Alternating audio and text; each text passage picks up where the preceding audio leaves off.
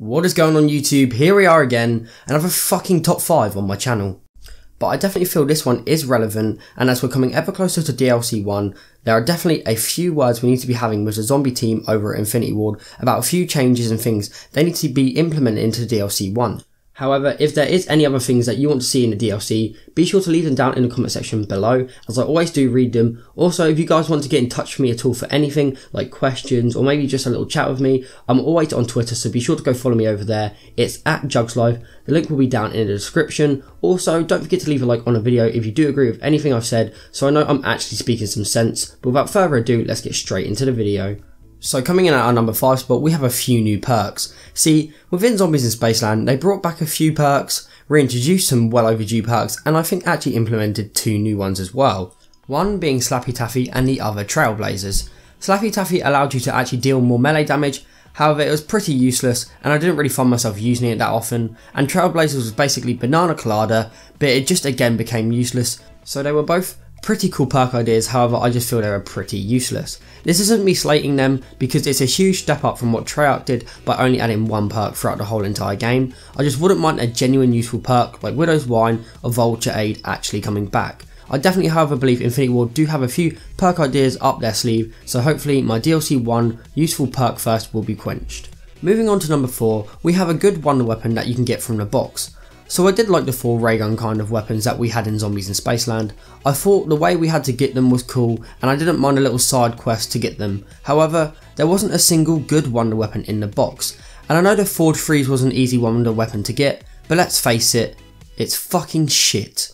So I'm currently left with a box full of normal weapons and 1 axe that become completely shit by round 15, and I just don't think it's balanced at all.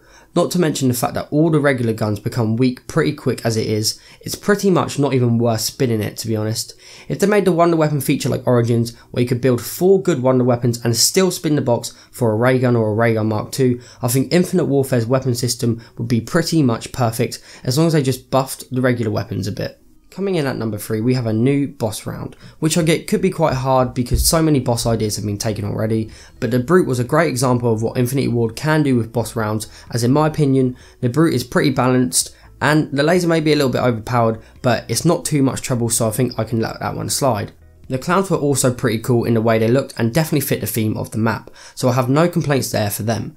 But however, I would definitely think Infinity Ward need to keep on the path of adding new challenging boss fights because it makes the game a lot more fun where there is suddenly a challenge.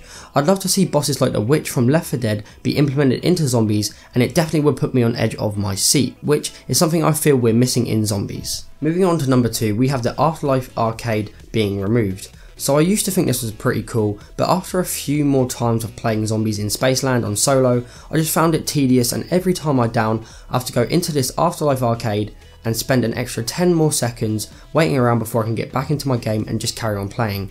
Now don't get me wrong, the fact you can earn your way back in is such a cool idea, but I just feel for solo players, it's unnecessary, and I give props to Infinity Ward for trying something that wasn't copied from Treyarch.